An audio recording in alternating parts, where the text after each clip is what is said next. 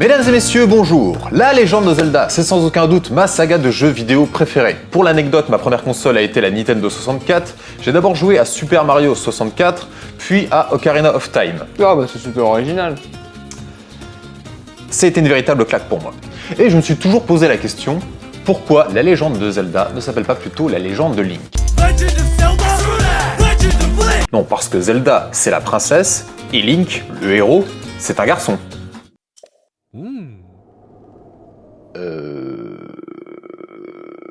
Je disais, on incarne Link, un jeune guerrier, ou qui apprend à le devenir.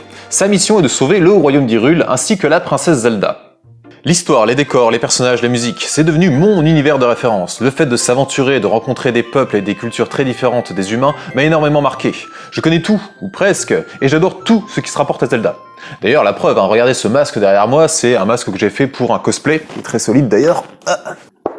Voilà, donc il est fait en résine, matériau très résistant. Alors, pourquoi la légende de Zelda et pas la légende de Link? C'est la question à laquelle nous allons répondre dans La question qui taraude.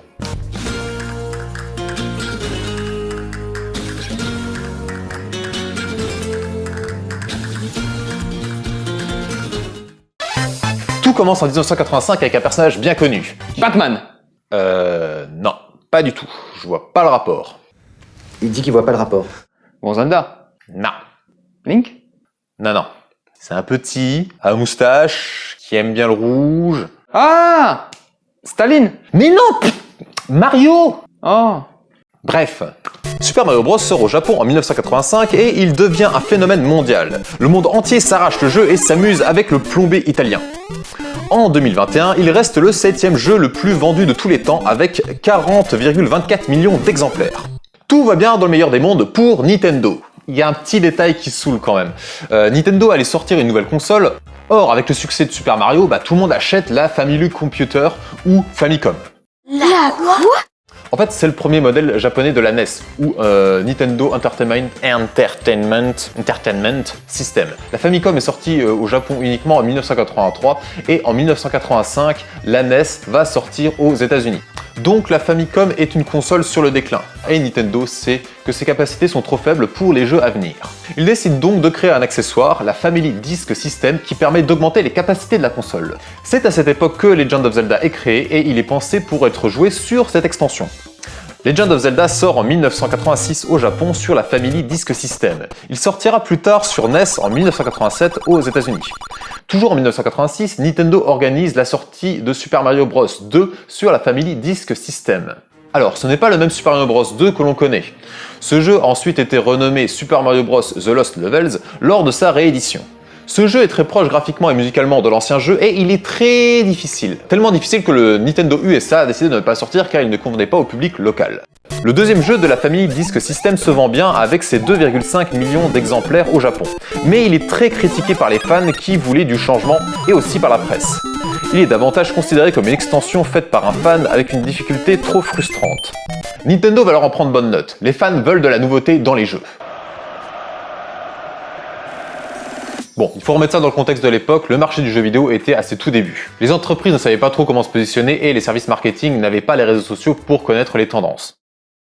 Et sinon, tu comptes parler de Zelda à un moment? Oui, alors justement, tu fais bien d'en parler.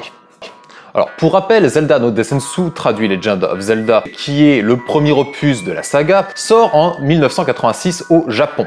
Suite aux critiques du second Mario Bros, Nintendo va alors changer son fusil d'épaule. Si le public veut du neuf, il faut alors changer la formule de Legend of Zelda. C'est dans cette optique que Nintendo démarre la production de Link no Boken, traduit Adventure of Link. Et pour être sûr d'en mettre plein la vue aux fans, Nintendo va s'inspirer des plus grands jeux de l'époque et utiliser 3 ingrédients. Du sucre, des épices et des tas de bonnes choses. À savoir, Super Mario Bros, Legend of Zelda, Dragon Quest. Adventure of Link va alors recevoir de Super Mario Bros la vue de 2D et les sauts calibrés. Il héritera de Dragon Quest la vue du dessus pour les déplacements sur la carte du monde, avec un changement pour les phases d'action, ainsi que l'aspect RPG avec des gains d'XP. Il y aura même une petite touche de Castlevania pour les patterns des ennemis. Trop bien. Du coup, ça a marché. Non. Pas vraiment. C'est un bon jeu en soi, mais ça a été une grosse déception. Par la suite, les fans ont cependant reconnu son audace, et ils ont également reconnu sa difficulté. D'ailleurs, c'est l'un des rares Zelda que j'ai jamais fini. Nintendo apprend alors à ses dépens une triste vérité sur les communautés en général. Ça gueule beaucoup et c'est jamais content. L'échec critique d'Adventure of Link va alors inciter Nintendo à revenir à sa formule d'origine. En effet, si les fans n'ont pas compris pourquoi la firme a changé une formule qui fonctionnait parfaitement, on en comprend la raison en faisant le parallèle avec Mario Bros. Nintendo va alors revenir aux sources et améliorer la formule du premier opus. Le jeu qui en résultera marquera la saga des Zelda pendant de nombreuses années avec une formule qui restera inchangée, ou presque. La firme commence alors à réfléchir au nom du prochain Zelda, qui sera... A Link to the Past. La revanche de Ganon. Ganon. Ganon. Ganon. Ganon. Ganon. Tu dis Ganon? Oui, bon, ça va, depuis que je suis gamin, je dis Ganon, donc j'ai encore un peu de mal à dire Ganon. Nintendo a envisagé d'appeler Link to the Past la revanche de Ganon. L'idée était de faire une trilogie qui soit liée. Tiens, ça me rappelle une timeline qui est sortie il y a quelques années où tous les jeux étaient liés. Le premier jeu ayant Zelda dans le nom, le second Link et le troisième Ganon. Mais l'idée a été abandonnée car Nintendo voulait revenir au jeu qui a fonctionné, à savoir Zelda no Desensu. Alors, je vais expliquer pourquoi j'utilise le terme japonais. Le premier jeu, Zelda no Desensu, est sous-titré The Hyrule Fantasy.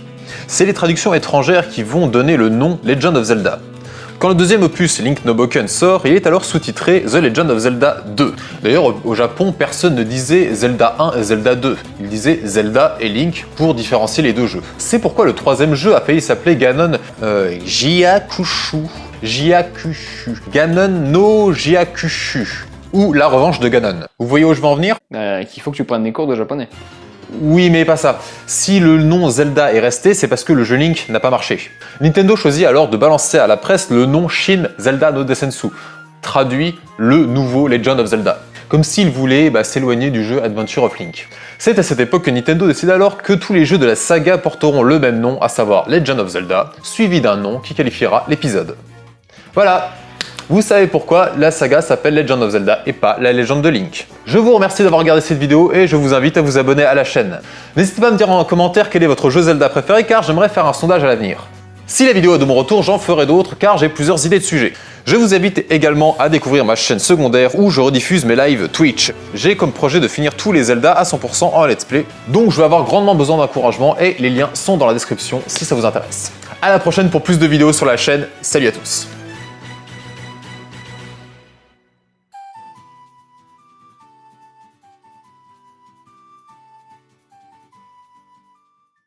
Ganon. Oui, Ganon. Ganon. Tu dis Ganon? Pardon, excuse-moi, mais ça fait depuis que Il dit Ganon! Depuis que je suis gamin, je dis Ganon. J'ai du mal à dire Ganon, voilà.